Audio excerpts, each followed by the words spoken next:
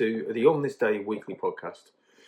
If episode 1 was the pilot for a television show, it would have been taken around the back of the cattle shed for a timely culling. Fortunately for me, YouTube now means that any old idiot can do this type of thing. It also means that the pilot for my new game show concept entitled Is It Good or Is It Shit will soon be ready to air. Thank you to the thousands of people who watched our first episode and for your feedback to help improve the podcast. To the user White Jockey Chode 89, I can assure you that I will attempt to get through my script without looking like I am a hostage reading my captor's ransom demands.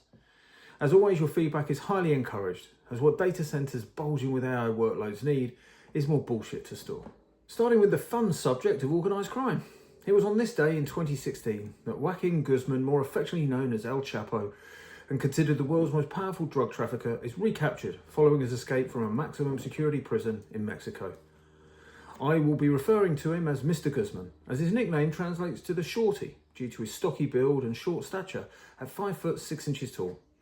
Although given the average height, according to Wikipedia, of a Mexican male is 5 foot 7 inches, this feels a little harsh. The former top dog of the Sinaloa cartel, he is believed to be responsible for the deaths of more than 30,000 people, and was one of the most powerful organised crime leaders in the world before extradition to the United States to serve life in prison. Following a successful career in naughtiness, Mr. Guzman was first captured in 1993 in Guatemala, when on a retreat picking coffee, taking some time out from the stressful drug trafficking business.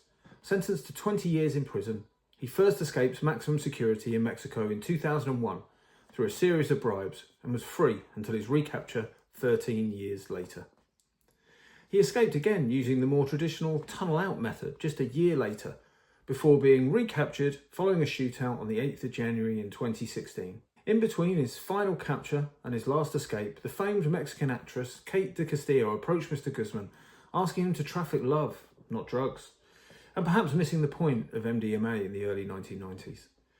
Actor Sean Penn, seeing this, reached out to Castillo, and for some reason Guzman agreed to a Rolling Stone interview with the pair, in which he attempted to provide the DNA with as much evidence as possible. He revealed for the first time the size of his fleet of narco submarines, planes, trucks and boats, and that he had supplied, and I quote, more heroin, methamphetamine, cocaine and marijuana than anywhere else in the world.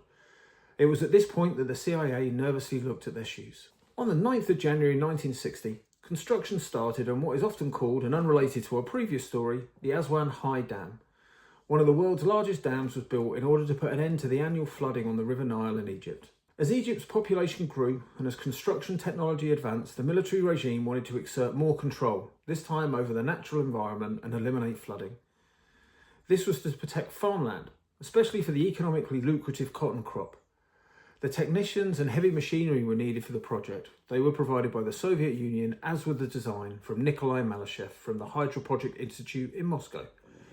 The completion of the dam required the efforts of around 25,000 local workers in construction, perhaps in their DNA dating back to the many years of successful pyramid builds. Indeed, the earliest attempt to build a dam near the Aswan dates from the 11th century, when the Arab polymath, engineer and all-round hot property, Alhazen, was summoned to Egypt by Fatimid Caliphate at the time, Al-Hakim Amir Allah, to quote, keep that wanky little waterway where it's supposed to be. The Nile itself felt criticism of its meandering playing style was unfair and called a press conference in response to Al-Hakim's criticism. These rulers of empires are not connected with the grassroots game. We play an open attacking style of alluvium plain, not this rigid, irrigation-based defensive approach that really puts people off. The Aswan Dam was also terrible news for Mediterranean sardines, who saw their numbers dwindle after the dam's completion, if measured by how many tons of fish are taken out of the water. We assume they weren't hiding. This was from 18,000 tonnes in 1962 to just 460 tonnes in 1968. This was due to a lack of nutrients flowing down the Nile and reducing their numbers, although there were conflicting reports that they also relocated to the coast of Sicily due to how delicious everything is there. Oil, oil everywhere and not a drop to drink was not the song sang on the 10th of January in 1901 when an oil gutter erupted in Spindletop, precipitating the start of the Texas oil boom. They might have sang, holy shit, this black gold will make us rich, as 100,000 barrels of oil per day were estimated to have gushed in the first 5 days. Prior to this, oil was primarily used for lighting and as a lubricant, but with the vast amounts discovered, burning petroleum as fuel became economically feasible, which goes a long way to explain how Gulf Oil and Texaco, now part of Chevron, generate in excess of $200 billion of revenue each year. As hard as Spindletop gushed initially, as we all know, these things declined rapidly to a more flaccid level of production of only 10,000 barrels per day just 5 years later. Unfortunately for the developers, they had signed a 20-year contract to sell 25,000 barrels of oil per day, leaving them, in oil terms, up a rat's crack without a beaver. In a dance as old as time, the banks moved in and leveraged the debt to make sure that, well, they were fine. Today, the wellhead of the original site is marked by a flagpole proudly displaying the Texas state flag as a permanent memorial to one of the ways nature had blessed the state. The bad news for us all is that it's in the middle of a swamp on private land located just off Westport Arthur Road at Spur 93. There are even bigger fans of filing millions of years' worth of compacted plants and animals under their feet, such as Saudi Arabia, who have found it important to diversify from oil. The Saudis are challenging themselves to build mega projects that make Dubai's effort look like those of a 4-year-old building Lego without instruction. But in the US, it was television that got some more oil out of a stone. The most notorious example is the 1980 show Dallas. Big hair and a bigger theme tune, the show revolved around the rich and dysfunctional Ewing family and their main protagonist, John Ross Jr., or JR. He is depicted as a greedy, egocentric, manipulative and immoral asshole with psychopathic tendencies. A reboot of Dallas was planned in 2022, and when a character meeting all the criteria of J.R. Ewing became available, he was instantly approached. However, former Prime Minister Boris Johnson declined the role, stating, "I'm afraid my moral compass will not allow me to play a role of someone so caring." "It could be you" is the catchphrase associated with the National Lottery in the UK. But this is not something that's just decades old, as the first state lottery actually dates back to the 11th of January in 1569. Queen Elizabeth I needed to raise funds for several large public projects, including the strategically critical reboarding of ports and new ships to support the royal fleet. She had two choices. She could levy new taxes on her citizens. Big Lids had heard rumblings of a rambunctious young Scottish economist, Adam Smith, and despite being 207 years before he published The Wealth of Nations, she agreed with the principles to keep as little money out of the pockets of people as possible. And so the state lottery it was. The odds compared to today's 1 in 45 million were a highly attractive 1 in 16,000. However, initial reaction from the public was not positive, which is incredible when you see the prizes on offer. Of course, the standard large cash prize, £5,000, over £100,000 in today's money. But there was much greater parity designed, with 370 of the 400,000 people buying tickets getting 25% of their original stake in return. But the cash prizes, the gold and silver plates, the tapestries, they all pale into insignificance with the fact that each participant was granted immunity from one arrest.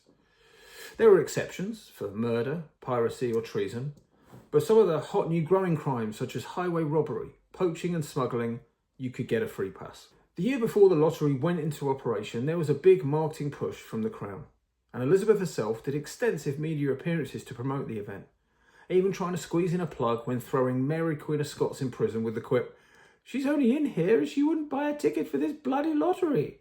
This proves unpopular with the simple taste of a subject, so the marketing team created the world's first direct mail campaign.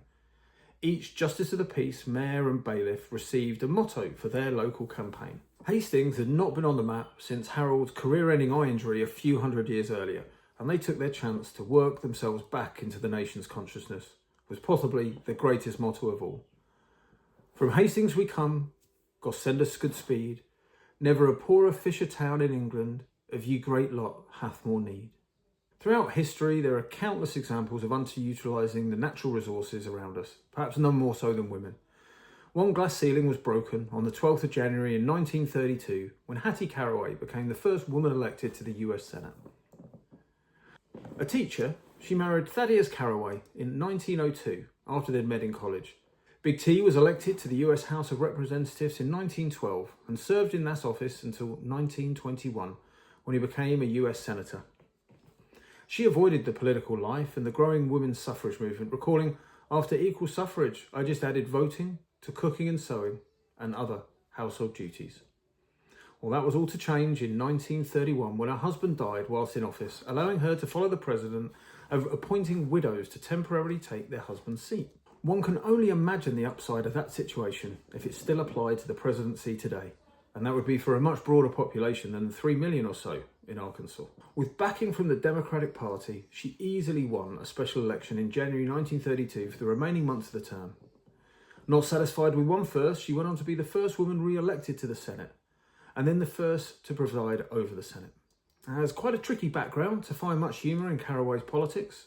She was a prohibitionist, and as with many of her colleagues in the southern states of America, voted against anti-lynching legislation. However, there is some light at the end of this gallows-filled, alcohol-free tunnel. Due to her husband's hobby of playing the tuba, she'd lost some of her hearing over the years of the bassy brass bastard, as she affectionately called it. This explains why after President Franklin D. Roosevelt introduced the Keynesian-influenced New Deal, see Mr. Gray, my economics A-level was not a complete waste of time, Hattie went on to make a speech around the subject of why fish should be made to cover up and protect their scaly modesty. She believed that Roosevelt would lead the charge against a nude eel rather than embracing arguments that total spending drives economic output and employment. Serving as a warning for us all about the dangers of plagiarism, it was on the 13th of February in 1547, it was a Thursday by the way, that bad luck befell Henry Howard, the Earl of Surrey, as he was sentenced to death. His crime was to make his coat of arms look similar to that of the current king and well-known impulsive execution orderer, Henry VIII.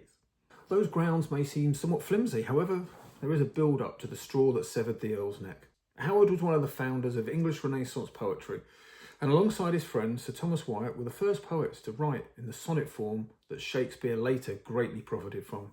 Indeed, Howard's family take a prominent role in the Shakespeare play bearing the same name as Henry VIII, as it is mainly about him, including a notable scene where the Dukes of Suffolk, Norfolk and Surrey are shown plotting against the king and Cardinal Wolsey.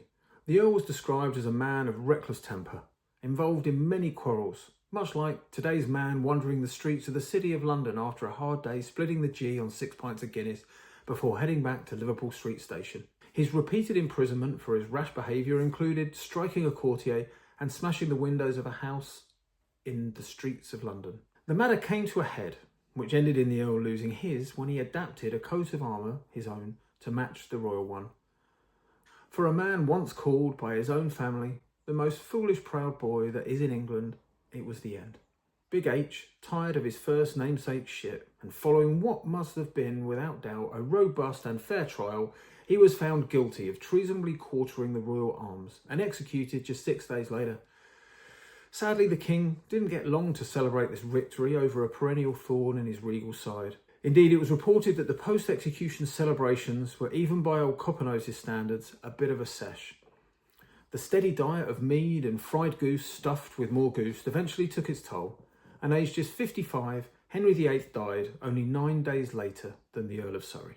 It was the 14th of January in 2011 when the Arab Spring finally sprung, and the first leader in the Middle East was deposed after widespread protests. Former President Abedin Ben Ali fled the country after 28 days of sustained protests sparked by the self-immolation of Mohamed Bouazi.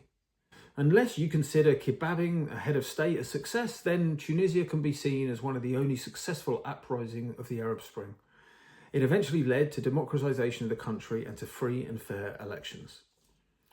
The protests were a result of high unemployment, food inflation, corruption, and lack of freedom of speech.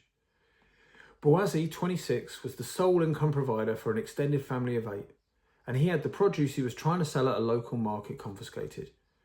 This led him to setting himself ablaze at the local police station. The British press, they reported on the incident with all the grace of a Premier League footballer giving a lecture on Pythagoras. The Daily Mail in particular focused on the distress caused to British holidaymakers who were stuck in the country, always happy to take on the big issues. Ben Ali knew the jig was up, and he made his plans to flee the country after the military took control of the airport and closed airspace.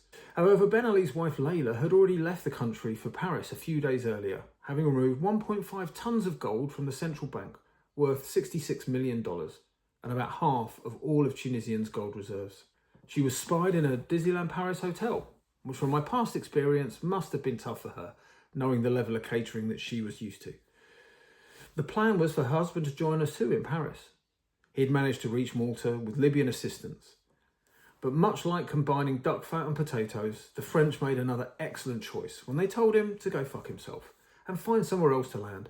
His flight was diverted to Jeddah in Saudi Arabia, where he later died. Current Tunisian president for 6 years, Kais Saied, is cut from a very different cloth to Ben Ali. With a focus on law and order and a monotone accent, several sources refer to him as Robocop. The nickname is better placed than the media knows, as Saied was said to become frustrated when his children were younger and not obeying his instructions to tidy their room. He's a real stickler for a tidy bedroom. And he would shout upstairs, "You have 20 seconds to comply." So that's it for episode 2. Thank you for watching. Please remember to like, subscribe and share. And leave more comments like White Chalky Chode 89 did earlier. This will give me great material for future episodes. So in homage to the great Chris Goffey from the 1980s Top Gear, until next time, from basically in Cheshire, see you next time.